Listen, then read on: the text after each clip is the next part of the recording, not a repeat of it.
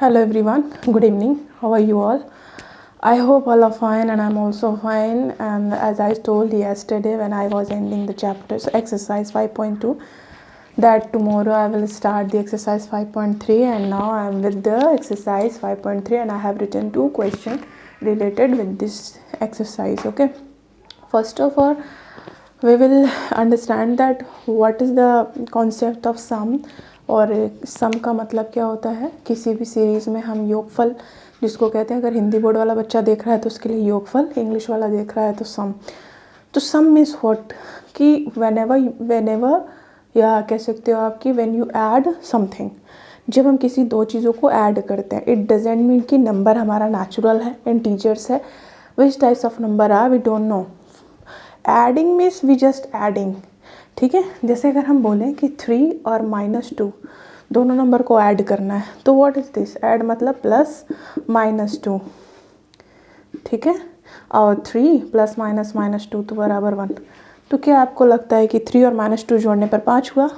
Add means, मैंने कहा ना, ऐड का ये मतलब नहीं होता कि संख्या बढ़ी जाएगी, हो सकता है संख्या घट भी जाए। दो संख्याओं को जोड़ने पर संख्या घट भी सकती है, संख्या बढ़ भी सकती है। It depends on the number कि which number have you taken. अगर आपने इंटीजर्स ले लिया, नेगेटिव इंटीजर के साथ पॉजिटिव इंटीजर की, तो डेफिनेटली नंबर या तो घट जाएगा, और फिर वही बात होती है कि कैसा नंबर है आपका, ठीक है। तो सम मीन्स, अगर हम ऑन एंड हाउ देखें तो सम मतलब होता है ऐड करना, समथिंग वी ऐड, ठीक है। एडेड ईच अदर्स, अगर हम समथिंग किसी भी कुछ चीज़ों को हम एक दूसरे के साथ ऐड करते हैं। जैसे आप शरबत बनाते हैं घर में, तो हम लोग चीनी, शुगर और सॉल्ट को क्या करते हैं, ऐड करते हैं, ठीक है। तो इसका ये मतलब नहीं होता क्या चीनी और नमक डालने पर आपका शरबत की क्वांटिटी बढ़ नहीं जाती, बट वो एडेड है, ठीक है। तो इसका मतलब ये नहीं होता, एडेड का मतलब ये नहीं होता कि आपकी चीज़ें क्वांटिटी बढ़ जाएंगी। उसमें ऐड का मतलब बढ़ भी सकती है, घट भी सकती है, या कोई इफेक्ट नहीं पड़ सकता, ठीक है। तो यहाँ सिर्फ ऐड का मतलब ये था। अब सीरीज़ में ऐडिंग का क्या चल रहा है, अर्थमेटिक प्रोग्रेशन में ऐडिंग कैसे चलेगी। अर्थमेटिक प्रोग्रेशन की सीरीज़ है तो उसमें ऐडिंग का क्या सिस्टम है, अब हम देखेंगे। ये मैंने 2 क्वेश्चन लिखा है इस एक्सरसाइज से, 5.3 के एक्सरसाइज से। क्वेश्चन नंबर 1 से मैंने पहला क्वेश्चन किया, क्वेश्चन नंबर 2 से मैंने पहला लिया है। पहले हम इसको समझ जाएंगे कि how to solve this both the question, and then आप उसके बाकी के part you can solve by yourself, ठीक है। तो अब देखेंगे, जैसे पहला क्वेश्चन है 2 7 12 ... 10 टर्म्स। क्वेश्चन नंबर 1 और क्वेश्चन नंबर 2 में थोड़ा सा डिफरेंट निकालना, दोनों में सम है लेकिन दोनों में थोड़ी सी डिफरेंस है, मतलब थोड़ा सा कह सकते हैं चेंजिंग है, ठीक है भाई। क्वेश्चन दूसरा है तो चेंजिंग भी रहेगी। सबसे पहले will discuss on the first question how to solve it. Solution number 1 का ए या फर्स्ट पार्ट जो भी कर लो, 2 7 12 ... 10 टर्म्स। बच्चों इस क्वेश्चन में लिखा है टर्म्स और इस क्वेश्चन में सिर्फ नंबर दे रखा है। तो अगर 10 टर्म्स तक दे रखा है तो टर्म्स की वैल्यू क्या होती है, एन। जो एन होता है हमारा स्मॉल एन, यही तो टर्म्स दिखाता है ना। तो हमारे पास कितने टर्म्स का सम है, 10।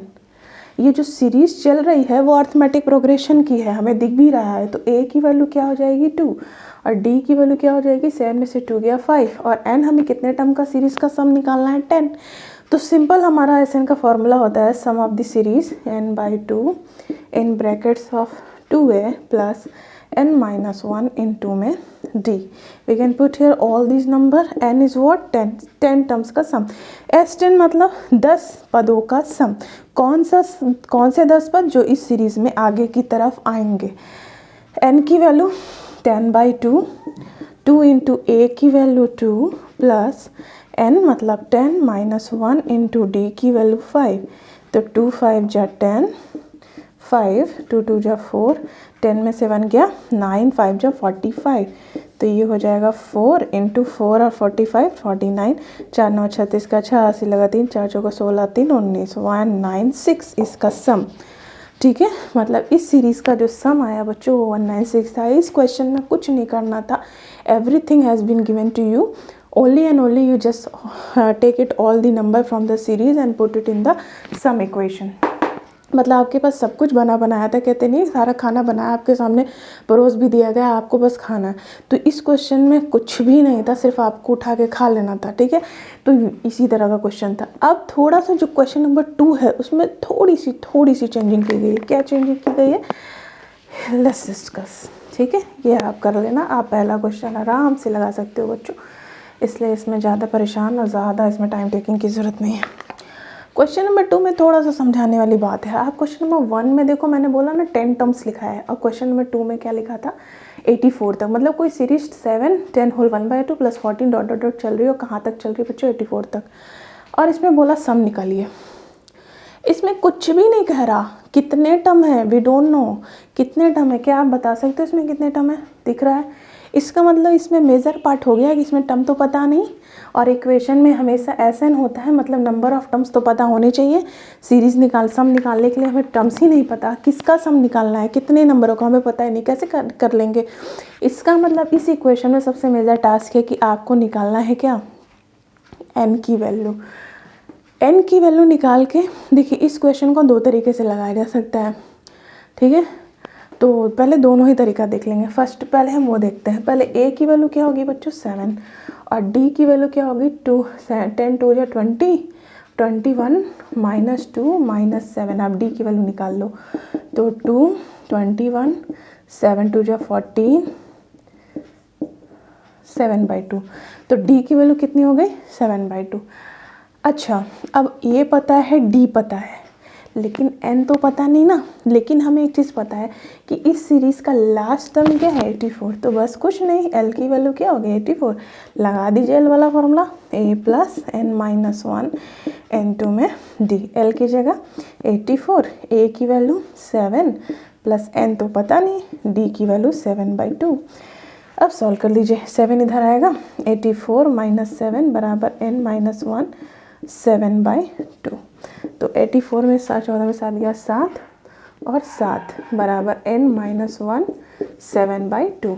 अगर हम इस 7/2 को इधर ले जाएं तो नीचे वाली वैल्यू ऊपर जाती है और ऊपर वाली वैल्यू नीचे आती है। हमें पता है जब भी हम इक्वल टू के दूसरे साइड किसी नंबर को भेजते हैं तो डिनोमिनेटर की वैल्यू न्यूमरेटर में, न्यूमरेटर की वैल्यू डिनोमिनेटर में। 7 से 7 1 जा 7, 11 2 जा 22 बराबर n - 1 22 -1 इधर आया +1 बराबर n 23। अब देखिए इस क्वेश्चन में हमें n तक पहुंचने के लिए इतना लंबा कैलकुलेशन करना पड़ा। n तक पहुंचने के लिए हमने इतना सॉल्यूशन किया है ना। अभी हमारा मकसद कुछ भी कंप्लीट नहीं हुआ। अभी तो हमें सिर्फ पता चला n, कितने पदों का सम हमें निकालना है इस सीरीज़ में, 23 टर्म्स का सम हमें इस सीरीज़ से फाइंड आउट करना है। ठीक है, अब हम आएंगे किस पे, अब इसको आप देख लेना कि पहले हमने एल निकाला, एल की वैल्यू 23 आ गई। अब हम क्या करेंगे, सम का फार्मूला यूज़ करेंगे। जब भी आपको, ओह ऊपर का भी कर दिया, चलो वही नहीं, ए की वैल्यू कितनी थी, 7 थी, और डी की वैल्यू 7/2 थी, और एन अभी अभी हम लोगों ने 23 कैलकुलेट कर लिया। ठीक है, इसका मतलब हमें 23 पदों का सम निकालना है। किस सीरीज़ का, इस सीरीज़ का। तो जब हमें अब पता चल गया तो हम सीधा या तो वही फार्मूला लग दें, n/2 2a + n - 1 × में डी, या सिंपल होता है Sn। अगर फर्स्ट और लास्ट टर्म दिखा हो किसी सीरीज, देखिए इसमें ये लास्ट टर्म नहीं है, ये कह रहा है 10 टर्म तक। यहाँ पे कौन सा 10वां टर्म कौन सा है नहीं पता, लेकिन नीचे वाले क्वेश्चन में लास्ट वाला टर्म पता है, 84 है। ठीक है, इसलिए ये भी पता चल गया सोल्यूशन करके कि इसमें कितने पद होंगे, 23 पद होंगे। ठीक है, तो n/2 a + l, ये एक फार्मूला होता है तब जब हम, हालांकि ये फार्मूला वही है जो फार्मूला मैंने अभी जस्ट बताया, 2an + 1 - 1 × d। अगर आप इसको l की वैल्यू खोल के, l की वैल्यू क्या होती है, a + n - 1 × में d। अगर आप इस l की जगह इसको रख के कैलकुलेट करेंगे तो वही सेम पीछे वाला फार्मूला बन जाएगा, ये बन जाएगा। ठीक है, लेकिन जब हमने इसको कैलकुलेट कर ही लिया है तो हमें बार बार उसको पुट करने की क्या ज़रूरत नहीं है। ठीक है, तो इसी कैलकुलेशन से बचने के लिए हम लोग ये फार्मूला का यूज़ कर लेते हैं। अब हमें कितने पदों का सम निकालना है, 23। तो n की जगह बच्चों 23/2, a की वैल्यू 7 और l की वैल्यू कितनी है, 84।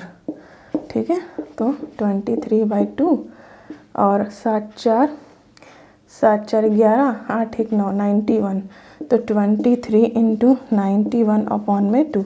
तो S23 का जो मान आएगा वो इतना आएगा। इसको कैलकुलेट करके आप देख सकते हो। ठीक है, कैलकुलेशन में कोई गड़बड़ी तो नहीं है ना, शायद फ्रैक्शन में ही आंसर आ रहा हो, you can check it. Fraction में ही आंसर आ रहा होगा, ठीक है। तो इस तरह से हम क्या कर सकते हैं, क्वेश्चन को सॉल्यूशन कर सकते हैं, ठीक है। तो हम क्या करते हैं अब इसके आगे के क्वेश्चन को, ठीक है। तो मैंने क्वेश्चन नंबर 1 और क्वेश्चन नंबर 2 करा दिए हैं। अब आप क्या करना कि क्वेश्चन नंबर 1 के second, third, fourth part, I think question number first में भी 4 पार्ट है, सेकंड में भी 4 पार्ट है, मैंने दोनों बता दिया। अब आप फर्स्ट सेकंड कर लेना, फिर will discuss in the next video from the next question 3 से हम पढ़ेंगे, ठीक है। तो फर्स्ट और सेकंड, अब हर क्वेश्चन को आपको कराया जाए तो व्हाट विल यू डू, ठीक है। आपकी भी करने के लिए कुछ होना चाहिए, ठीक है। तो मैंने फर्स्ट और सेकंड का हिंट दे दिया, हिंट क्या सभी चीज़ बता दी। अब इसके आगे आप सॉल्व करेंगे, थर्ड फोर्थ हम लोग नेक्स्ट वीडियो में देखेंगे, ठीक है। तो अभी तक के लिए इतना ही। कोई प्रॉब्लम हो, कोई कन्फ्यूजन हो तो you can comment on the comment section, and if you like my video, like, share and subscribe. Keep learning, bye bye, take care.